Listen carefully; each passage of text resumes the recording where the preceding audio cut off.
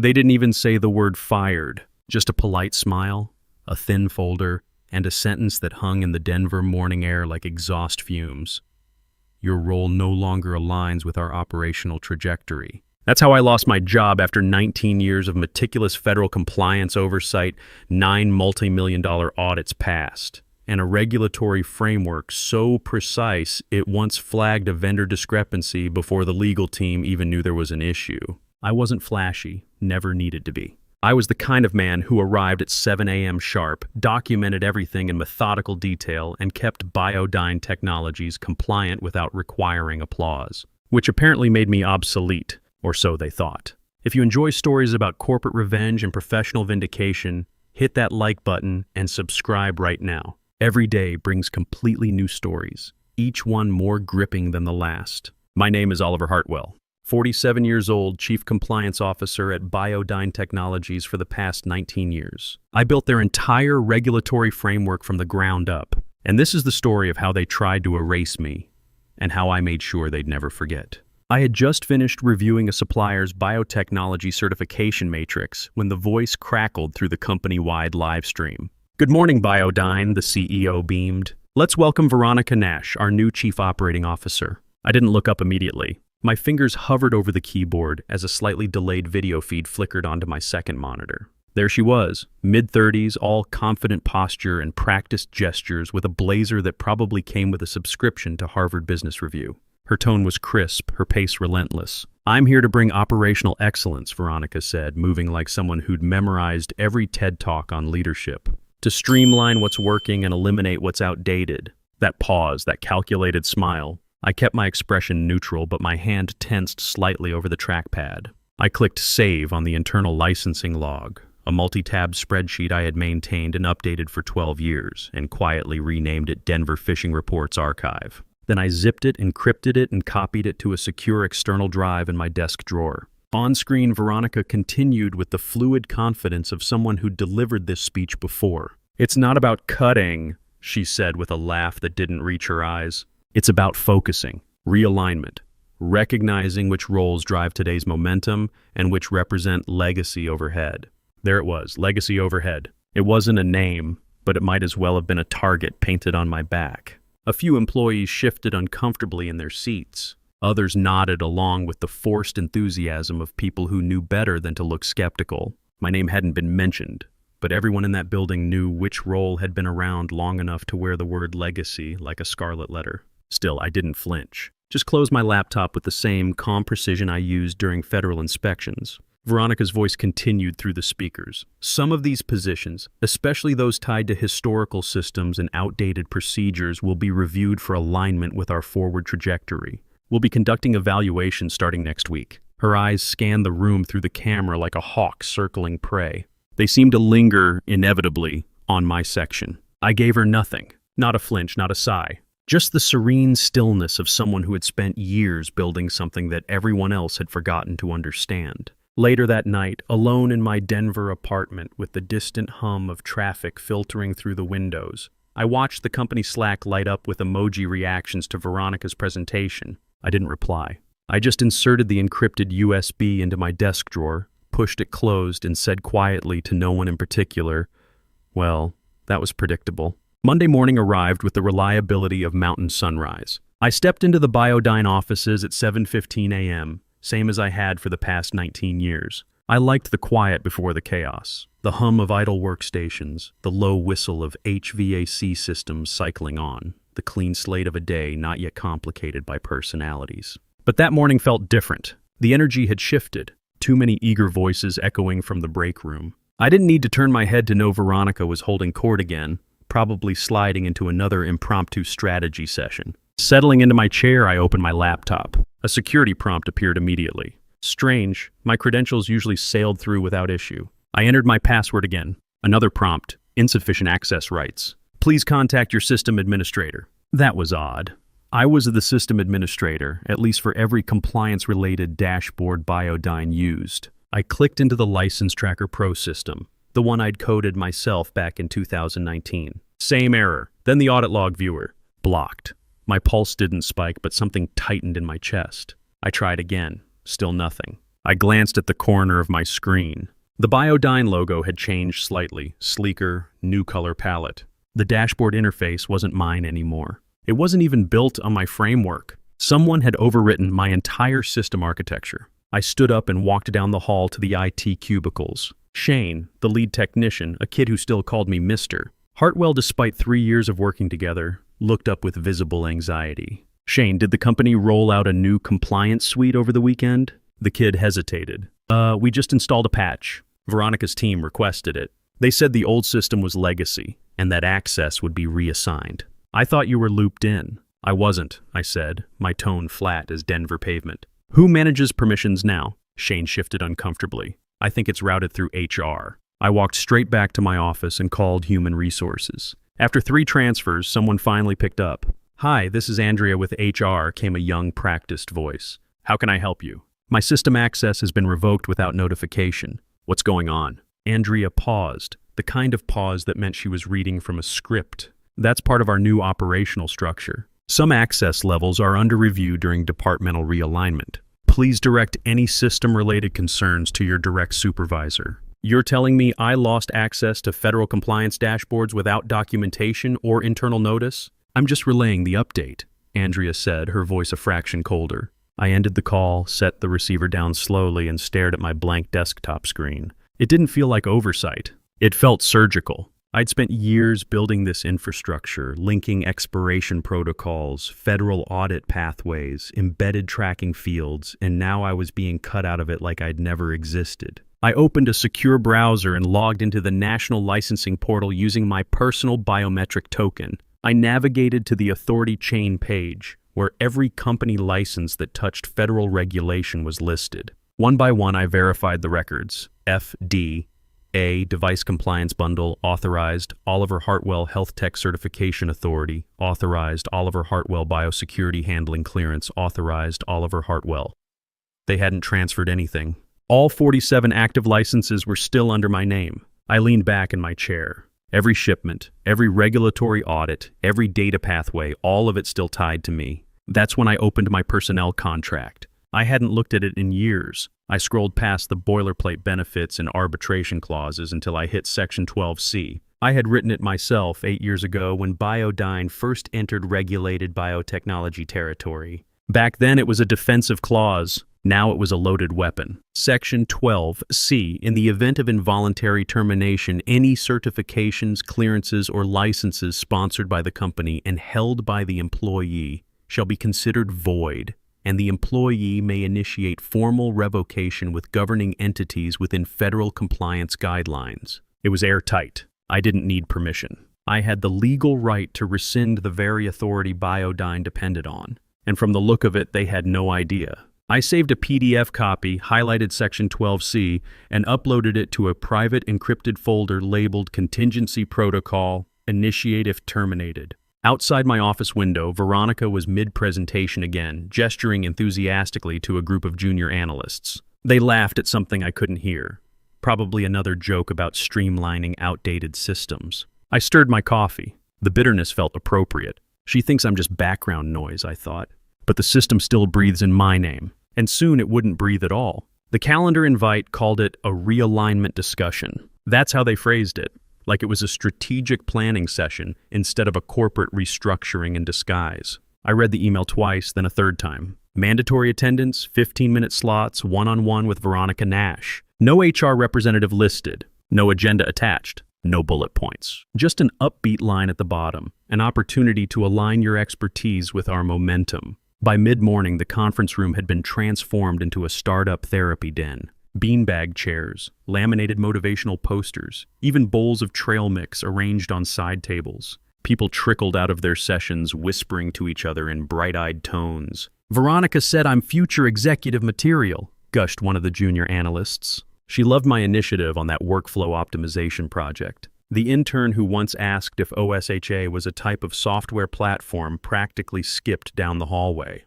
I watched from my desk, unmoved. I checked the schedule posted outside the meeting room. My name wasn't listed.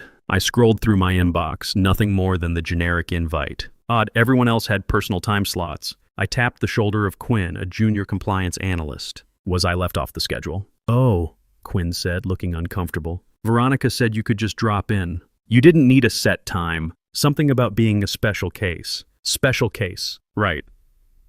I waited until just after 2:40 p.m. when the hallway buzz had dimmed and the room had cleared. I stepped inside.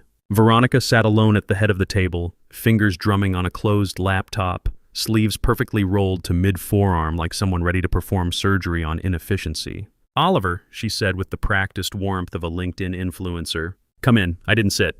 There was no chair offered, just her and the monitor behind her displaying a slide titled Q3 Organizational Flow, Draft V. 2.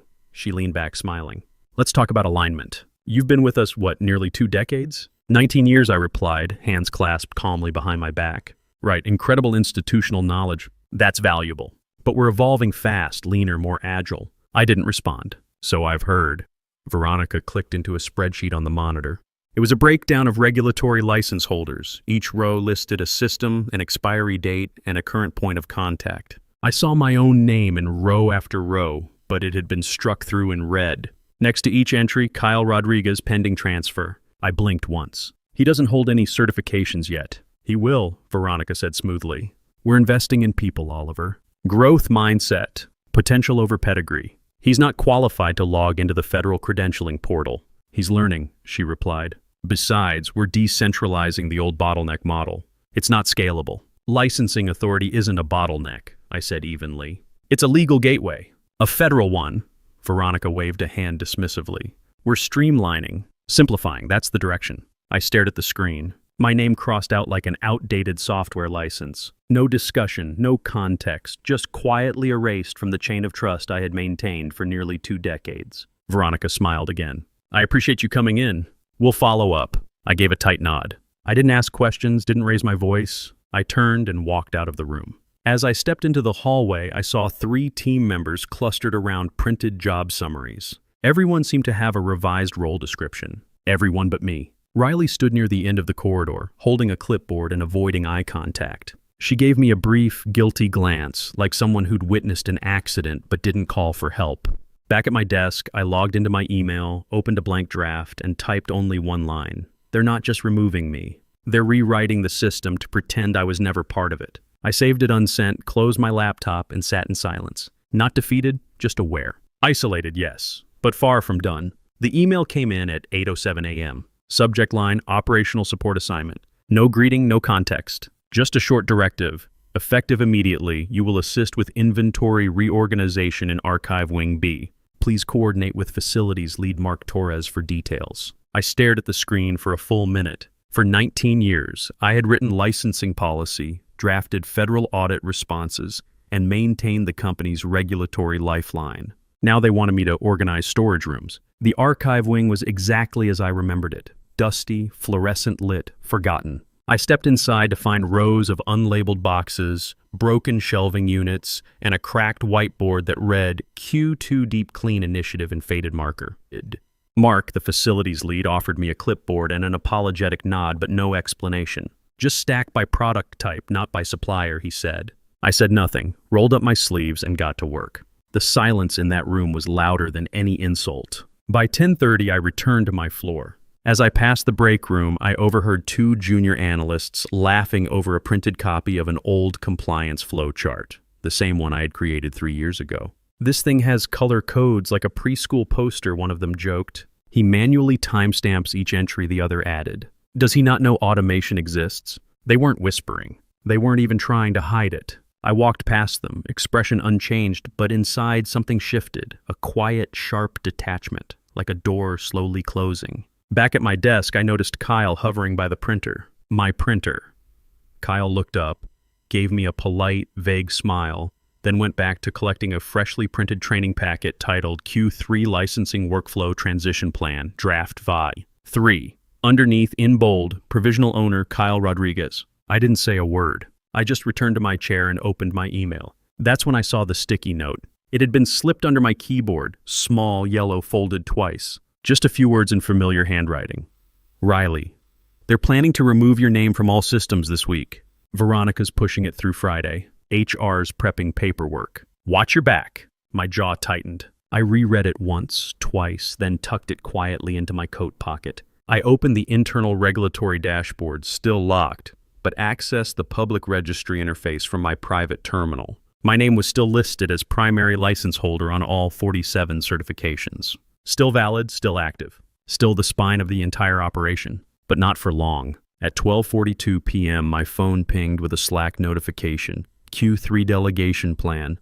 Comments requested. Inside, I found my name again, struck through in red, replaced by Kyle Rodriguez, pending credential update. That was it, the moment my silence ended. I stood, walked calmly to the small kitchenette, poured myself half a cup of stale coffee, and stared out the narrow office window. Below, Denver kept moving. Delivery trucks, pedestrians, people with clear purposes. I returned to my desk, opened my encrypted folder labeled Contingency Protocol, and highlighted one document.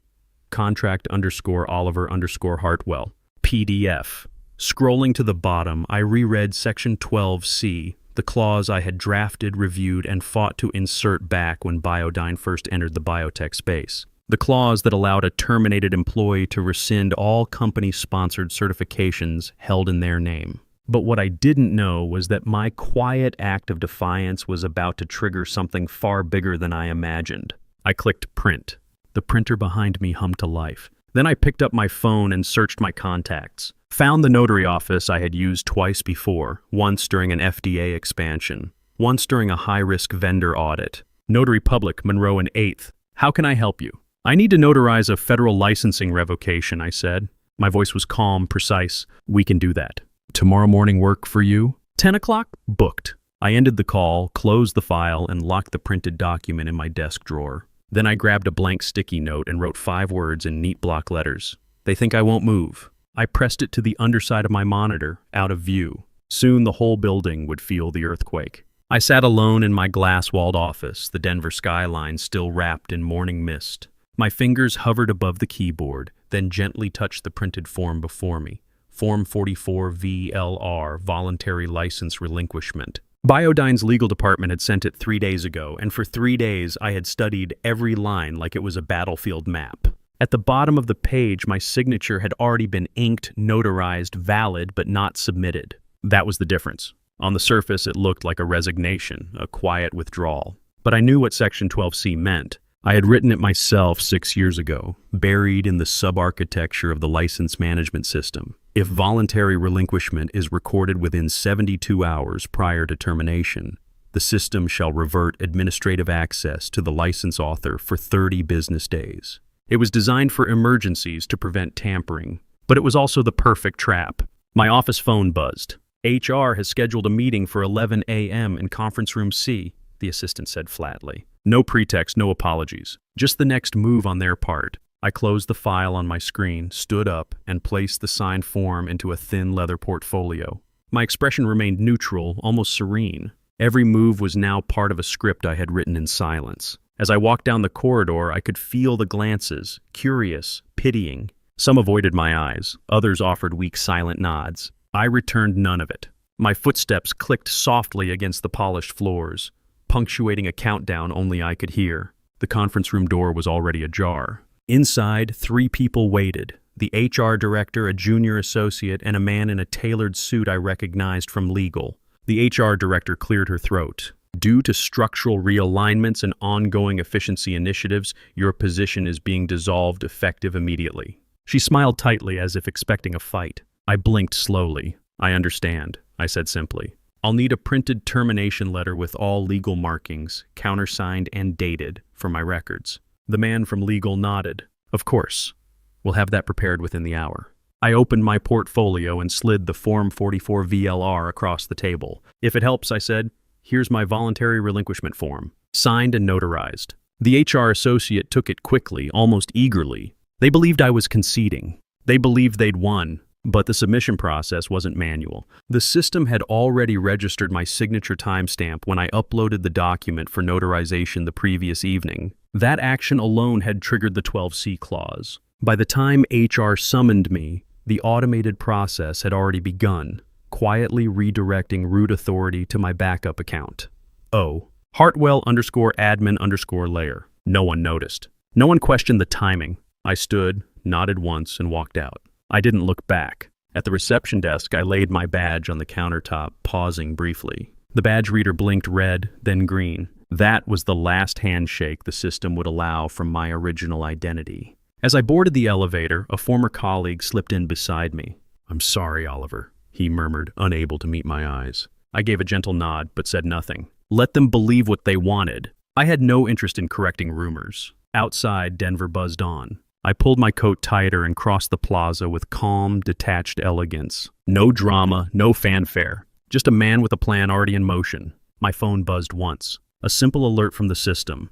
Admin override activated. I slipped the phone back into my coat pocket, my lips forming the faintest smile. Back in the server room, deep within the core architecture, a silent shift had taken place. The dashboard that once listed me as former license manager now labeled a new operator, Admin Layer O. Hartwell, 30 business days of sole control. That's what they had gifted me by trying to cut me out. They thought they'd removed me from power, but all they did was pull the trigger I'd left waiting, and it had already fired. At 7:13 p.m., the submission was logged. I didn't stare at this confirmation email when it arrived. I read it once, quietly, with the same expression I'd used to read a weather forecast. The subject line was sterile. License revocation request accepted. File number 44VLR 2024-10.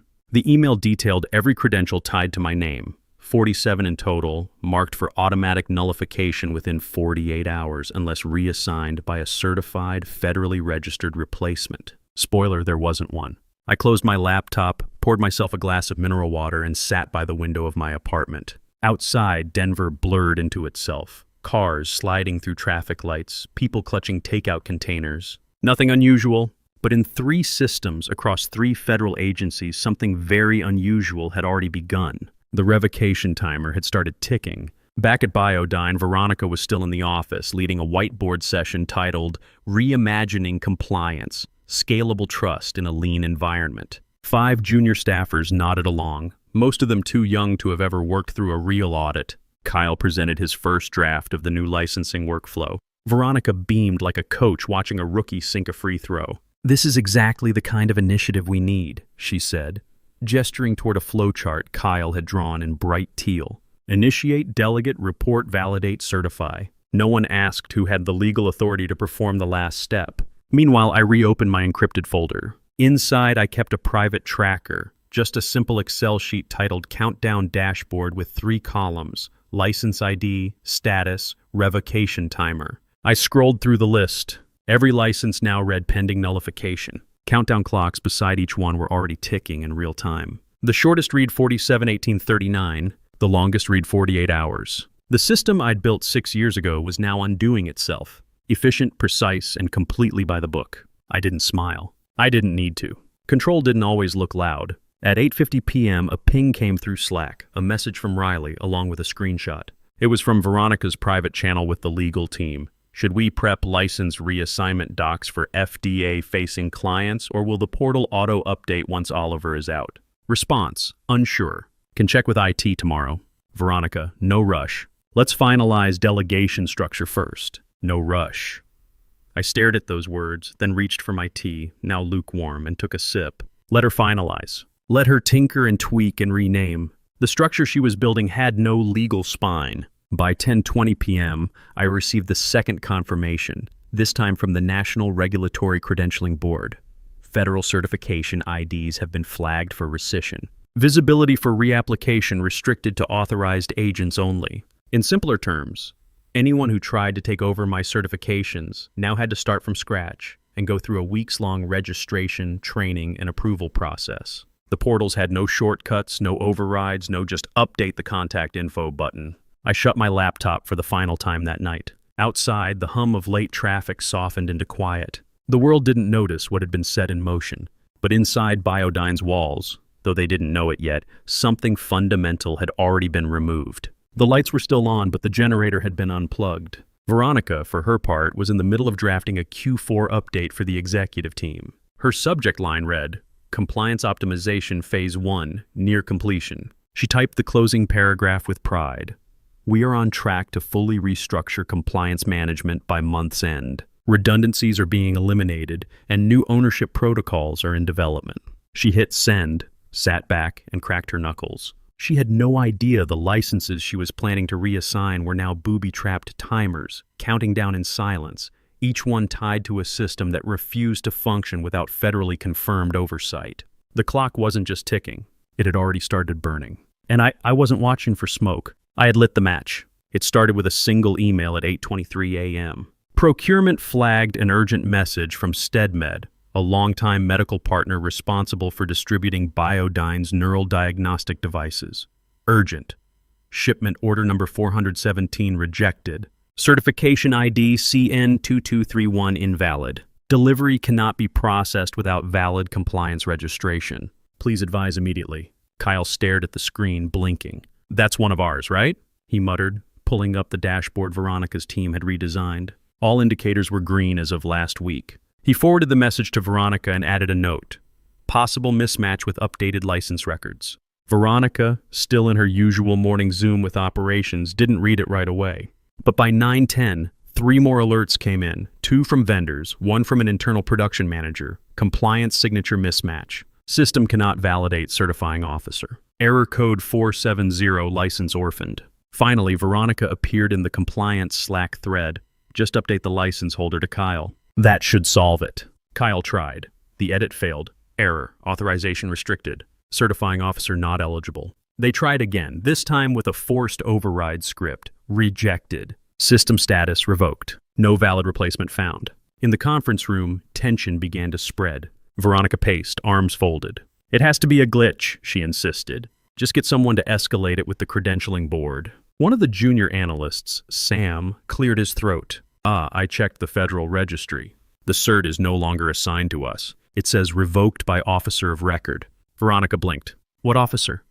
A silence passed. Kyle's voice was small, Oliver. By 10:45, they were in emergency mode. Operations, compliance, and legal sat crowded around the long meeting table as dashboards flickered in real time. 8 licenses had flipped from pending to suspended. 4 more were now tagged invalid. Vendor syncs were failing. Delivery systems paused mid-queue. Project timelines stalled without anyone authorized to push them forward. Kyle pulled up a folder on his laptop titled Q3 License Delegation Plan and said, with visible hesitation, "We were supposed to finalize this today, but now none of it's legal." Veronica rubbed her temples. Then someone else submits for replacement. Start the process for reauthorization. That's when Riley, who had been quiet up until now, slid a printed report across the table. Her face was pale, her voice even. "I did a full trace on every license Oliver held," she said. "There are 47 of them across 3 categories: medical device regulation, compliance oversight, and export tracking." Veronica flipped through the packet. Riley pointed at the highlighted lines. "No one in this company is currently eligible to register for reissuance," she said. "Not a single employee has cleared all 3 federal certification tiers. But we can fast track, right?" Veronica asked, tone strained. Riley didn't smile. "Federal licenses aren't pizza orders. There's no express lane. It takes 4 to 6 weeks minimum, and that's assuming Kyle passes all 3 exams and completes federal compliance interviews." Silence settled across the room like dust in a blackout. "Then who," Veronica asked slowly, "can sign off on these certifications right now?" Riley didn't flinch. Only Oliver Hartwell. And he just voluntarily revoked every license in his name. Kyle looked down. Sam exhaled audibly. Veronica stood still, jaw clenched, staring at the flickering dashboards as if willing them to reset. They didn't. And outside the conference room, the emails kept coming. At 9:12 a.m., the front desk called up to compliance. "There are 3 inspectors here from the FDA. Scheduled audit. They're asking for your license access portal." Kyle froze mid-sentence. He was halfway through a draft response to a vendor inquiry when the words registered. "Wait, what audit?" Sam, the junior compliance analyst, blinked. "It's the Q3 routine inspection. They do one every year around this time. Someone should have known." "I would have known." Kyle swallowed hard. "Tell them we'll be right down." The first real cracks didn't come with alarms. They came with a gentle knock. By 9:20, the 3 FDA representatives were seated quietly in conference room B. They wore matching navy blazers and neutral expressions. One of them opened a sleek laptop and asked calmly, "Please log us into the credential dashboard.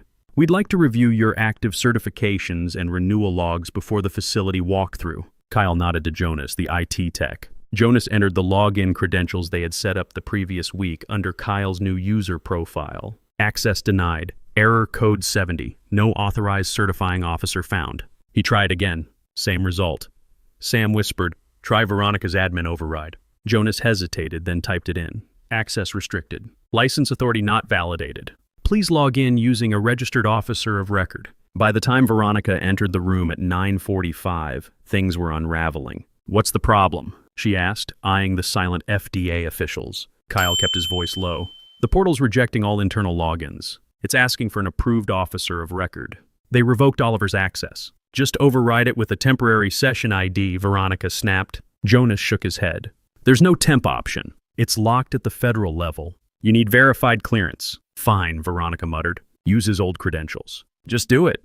Jonas froze. "That's against protocol." "Just do it," Veronica said sharply. "We need the data open now." At 9:51, Jonas entered my deactivated login into the portal. The screen blinked for a second. It looked like it might work. Then the background went black. A red message flashed. "Unauthorized access detected. User revoked status. Blacklisted. This incident has been reported to NRCS and internal audit systems." Jonas's face went white. "We've triggered a fraud alert." Veronica stood still. "What does that mean?" "It means," Riley said, entering the room at that exact moment, "that we just locked ourselves out permanently." By 10:05 a.m., every compliance portal at Biodyne had entered lockdown protocol.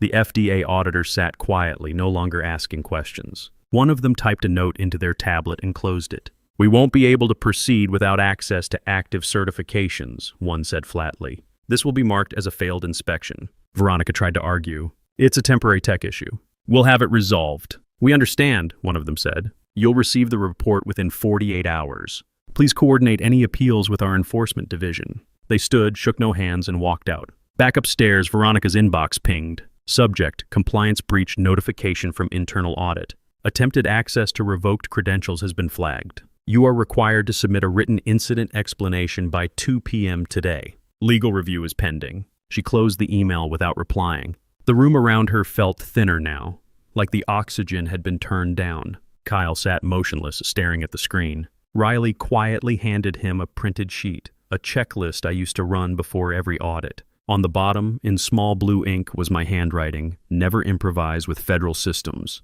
They remember everything." Veronica didn't say a word. She walked into her office, closed the door, and turned off the lights. No alarms rang, no dramatic shouting. But the building knew. The system had snapped shut. Callum Sterling returned to the office like a man stepping into applause. Tan from 3 weeks in Aspen and dressed in a crisp navy polo, he strolled through the front atrium of Biodyne at 8:37 a.m. with the casual confidence of someone who believed the empire had run smoothly without him. He finger-gunned the front desk, winked at a receptionist, and made a comment about finally upgrading the coffee machine. No one laughed. A junior assistant offered a tight smile and handed him a sealed folder. "Legal said to give you this first." Callum raised an eyebrow. "Is this about the audit?" He didn't wait for an answer. Upstairs, the silence was immediate.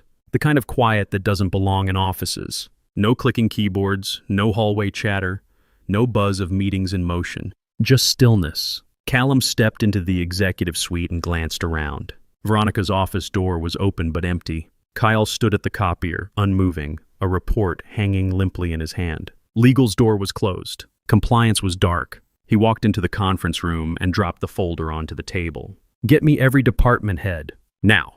By 9:02, the table was full. Operations, compliance, legal, IT, logistics, all looking like they hadn't slept since Friday. Riley sat at the far end, quiet. Veronica took the seat next to her, bags under her eyes, jaw set too tight. Callum didn't sit. He connected his tablet to the screen behind him and opened the internal license dashboard. It took 3 seconds to load, then turned blood red. System status: regulatory failure. Active licenses 0. Certifying officer of record Oliver Hartwell. Status revoked. No replacement registered. Callum scanned the room. "Is this a test system?" No one answered. He looked at Veronica. "What the hell am I looking at?"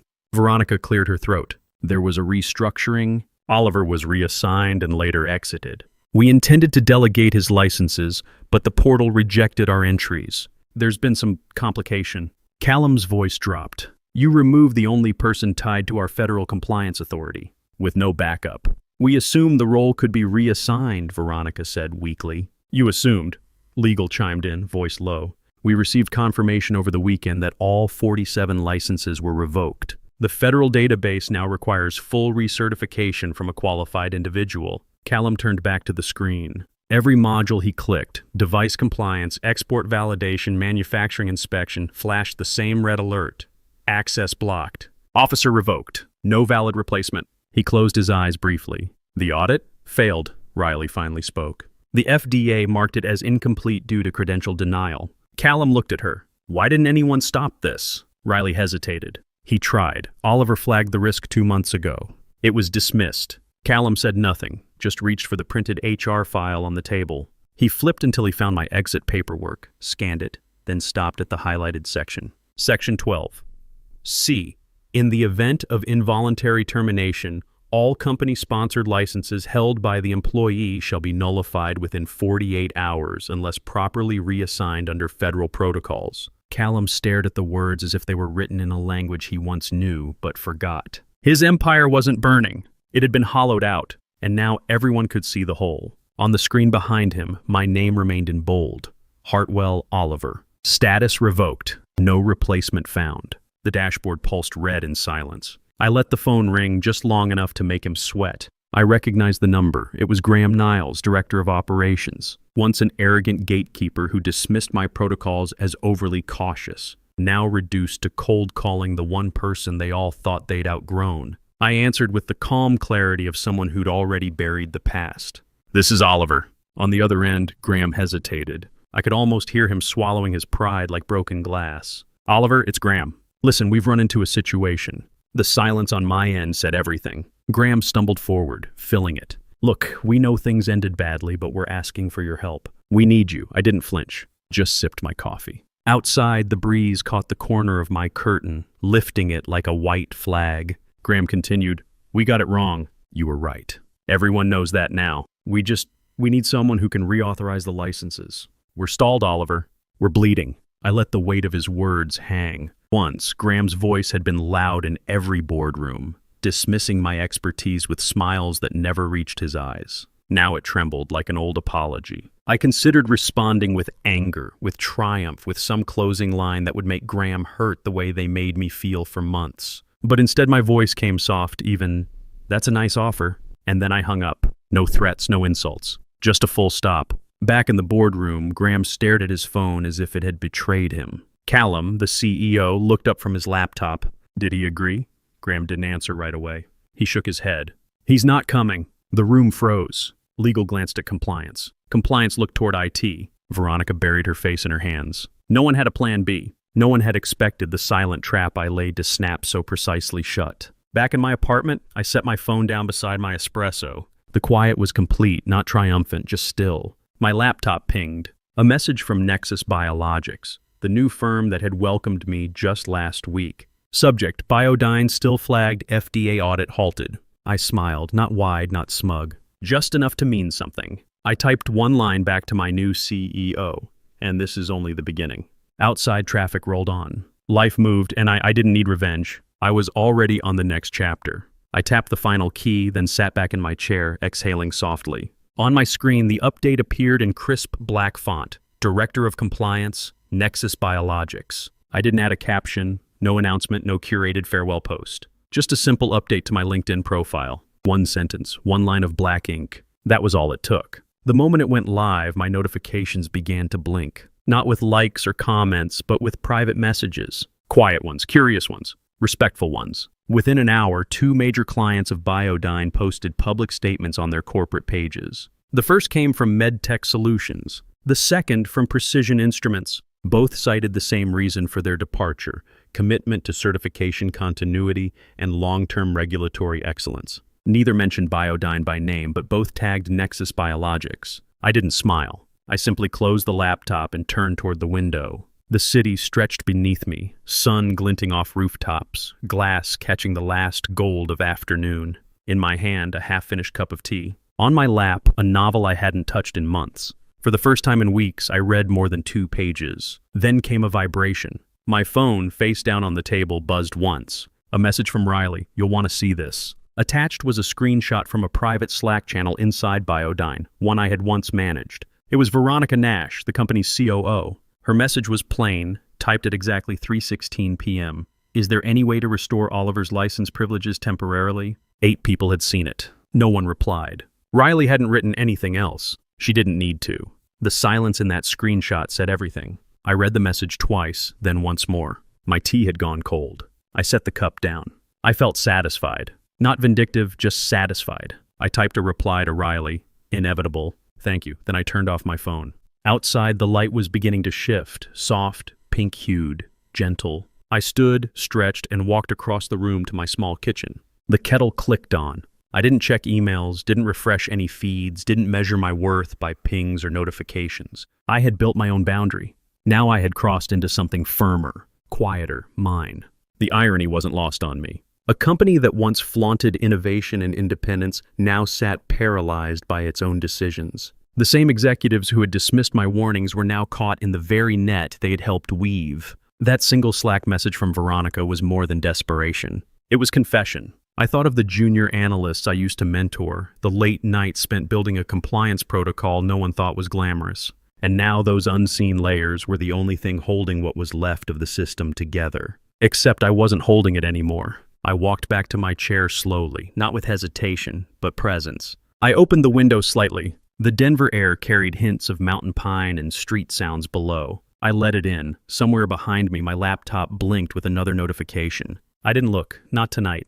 Tonight, I was untethered from expectation, from blame, from even victory. It wasn't about proving them wrong anymore. It was about finally, fully stepping out of the shadow they had cast over my name. My story was no longer being written by them. It was being signed in my own ink. I didn't need a grand finale. No applause, no vindication parade. Just a Tuesday morning with strong coffee, clear skies over Denver, and peace humming through the glass walls of my new corner office at Nexus Biologics. My desk was clean, minimalist. No stacks of old paperwork.